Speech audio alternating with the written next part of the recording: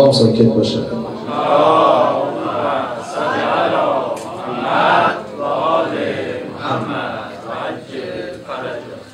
این جوونه گفت، تاجر اومد پیش این جوون گفت من هر دانه آبله های پاتو به اندازه 1 نقره میخرم.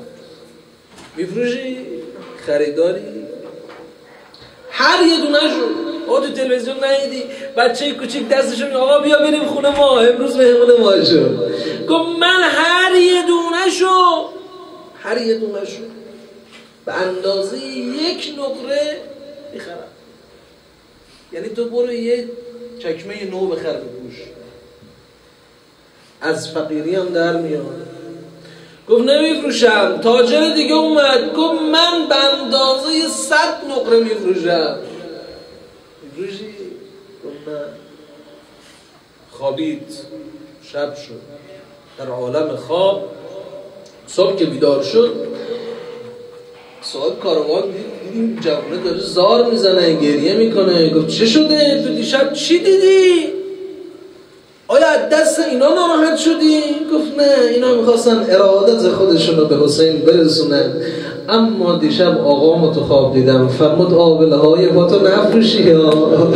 من حسین آبله های پاتو انقدر قشنگ میخرم به اندازه ستاره های آسمان، نفروشی آبله های پاتو به کسی. آخه من آبله زیاد دیدم. گفت جوان من یادم میاد دخترم 3 ساله بود انقدر پاش آبله زده بود که دست به دیوار میگرفت میرفت. آبله میخورم.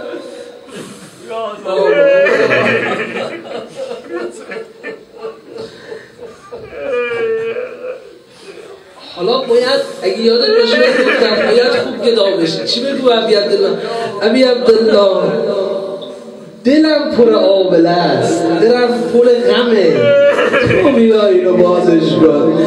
بابا جدت گفت یا رسول الله فرمود مزد کارگر رو بیشتر از وقتش بده، زودتر از وقتش بده، بذاری کارگر بزنه. بیا ببین ما چند شبه اومدیم تو دهه اول محرم اومدیم، حالا امروز 40 اومدیم ما دیگه امروز خودت دیگه به ما کاسه یه گدایی رو پر کن. وقتی از در میریم بیرون نگم آقا چی شد؟ انقدر حسین گفتی محرم ما سفر داره تموم میشه چی گرفتی؟ نشه مردم ملامتت بکنن. مردم تو رو به خدا زمانتون یادت نره ها. اشبال دمام زمان من یقین میدونم امروز تو بین الحرمین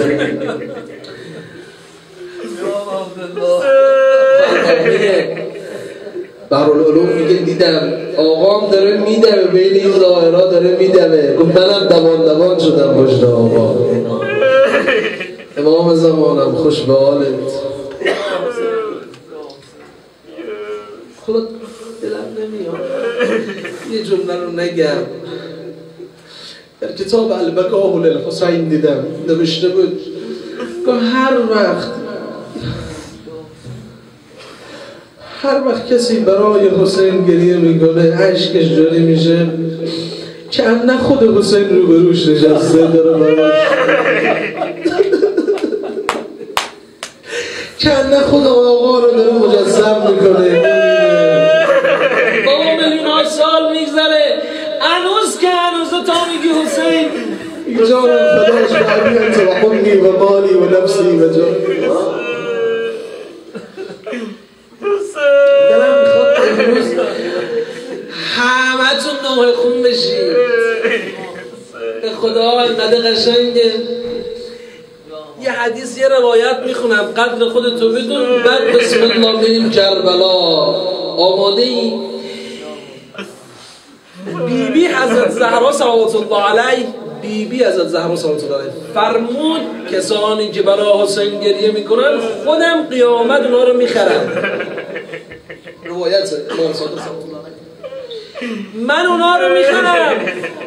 بعد همه شما جمع میشید. بعد بیبی میگه برید رفیقاتون رو بیارید. اینا خاندان کرمن میگن برید رفیقتون رو بیارید. شما میری رفیق تو میاری. انقدر تکرار میشه روایت میگه احدی نمیمونه تو بهشت. همه میان، همه وارد بهشت میشن، احدی نمیمونه.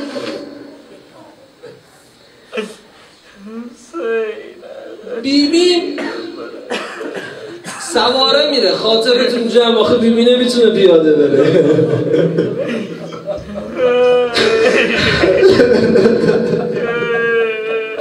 مربوط بیبی رو با هودجی از دور میبرن، با هم سینه زنان پشتر بیبی. حالا آماده ای؟ به خدای شعر دیشب خوندم، بچه ها خیلی گفت حاجت گرفتیم. امشب امروز میخوام این شعر رو بخونیم، شما هم بگیرید. بیایید و بیایید، آماده ای همه بخونید. بیایید و بیایید، بیایید و بیایید، بخوانیم و بخوانیم. بیایید و بیایید، بخوانیم و بخوانیم. کتیبه های دیوار نوشتن زینب رسیده سر بازار. آماده شدی؟ حالا قشنگه. بیایید و بیایید، بیایید و بیایید، همه بخونید. بیایید و بیایید، بیایید، بخوانیم و بخوانیم، بخوانیم و بخوانیم. کتیبه های دیوار نوشتن زینب رسیده سر بازار. و ویلا و ویلا و ویلا و ویلا. تو هم میتونی هم ناله بشی. بیبی کنار قبر برادر گفت و ویلا و ویلا و ویلا و ویلا و ویلا. ماشاءالله بگو بابا. و ویلا تو رو خدا جواب بده، معلوم نیست سال بدر به این زنده بشیانه. و ویلا و ویلا و ویلا و ویلا و ویلا. برادر ثواب تو زیارت، ثواب